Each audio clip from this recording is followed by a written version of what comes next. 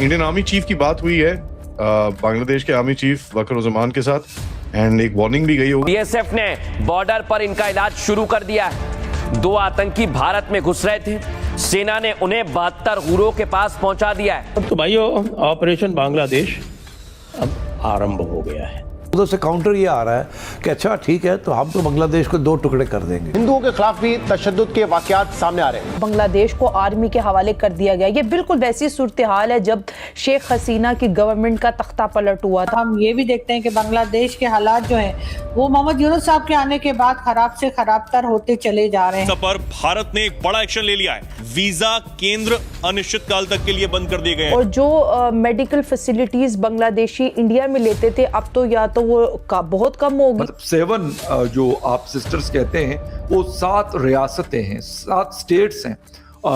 मतलब इस तरह का किसी पॉलिटिकल लीडर का कहना तो अगर कोई एक आम बांग्लादेश का रहने वाला कहता तो शायद एक अलग बात थी। तो दे आर थिंकिंग कि बांग्लादेश को ऊपर से भी कट करना है, नीचे से भी कट करना है। इनको सबक सिखाएंगे। बांग्लादेश के अंदर इस वक्त जो सूरत हाल बन चुकी है वो इंतहाई कशीदा है।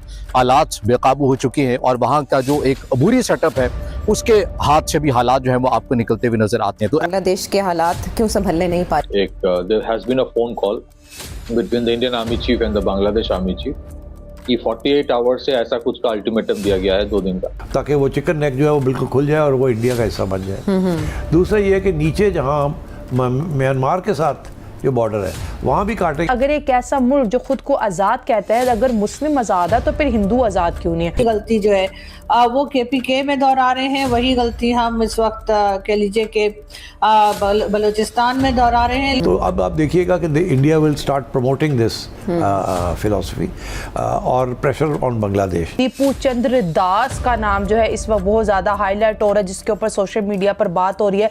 तो दोस्तों, आज की वीडियो का आगाज़ करते हैं और डिटेल में बात करते हैं। सारा का सारा जो मुद्दा है बांग्लादेशी हिंदुओं पर क्यों डाला जाता है?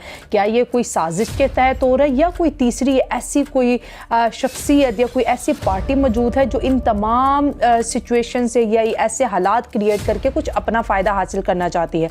इस वक्त इंडिया की अगर बात करें तो दोस्तों वहाँ पर बात ये हो रही है कि दीपू चंद्र दास नामी एक हिंदू है जिसको मॉब लिंचिंग किया जाता है और ब्लास्फेमी के नाम पर उसको सबसे पहले तो कहते हैं ना कि बहुत बुरा बिहेव जैसे होता है कि टांगे और इस तरह के मतलब कि फिजिकल पनिशमेंट उसको किया जाता है और जिसमें उस बेचारे की जान चली जाती है। और उसके बाद जी उसकी लाश को एक मोटरवे के किनारे वहाँ पर उसको जला दिया जाता है और जितने भी वहाँ क्राउड होता है बड़े शौक से वीडियो बनाते हैं, जो कि रेडिकलाइजेशन की मैं कहती हूँ कि सबसे वर्स्ट एग्जांपल है। इस्लामिक रेडिकलाइजेशन पे भी हम बात करेंगे कि जब से शेख हसीना का तख्ता पलट हुआ है तो ये एक्सट्रीमिज़म वहाँ पर काफ़ी ज़्यादा देखने को मिली है। 7 जो आप सिस्टर्स कहते हैं वो 7 रियासतें हैं, 7 स्टेट्स हैं।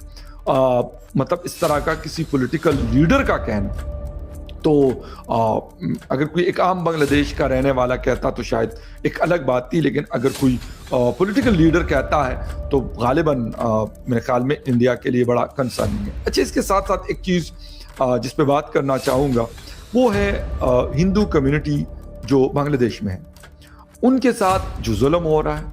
मेरे ख्याल में बांग्लादेश हुकूमत को, बांग्लादेश के लोगों को ये गलत है भाई, आपका इंडिया के साथ मामला है।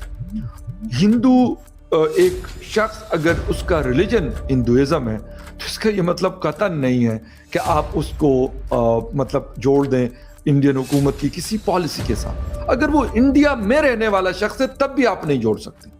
उसकी वजह यह कि गवर्नमेंट लेवल पाकिस्तान में गवर्नमेंट कुछ कहती है लेकिन आवाम कुछ और चाहती है। क्या ऐसा नहीं है? ये मतलब एक बहुत बड़ा डिफरेंस अब यहाँ पे मौजूद है। यहाँ पर मतलब डंडे का कानून लागू किया गया है लेकिन अवाम आज भी इमरान खान जिंदाबाद के नारे लगाते हैं, तो इसका क्या मतलब है? इसी तरीके से अगर कोई शख्स हिंदू है उसके साथ मतलब मेरे ख्याल में जो चीज़ें नज़र आ रही है बांग्लादेश की सोसाइटी, बांग्लादेश के लोगों को मेरे ख्याल में मतलब ये जुल्म नहीं करना चाहिए। आपस के मामलात आपके हैं। अगर उस्मान हादी को जिन्होंने मारा तो हुकूमत को उसको इन्वेस्टिगेट करना चाहिए।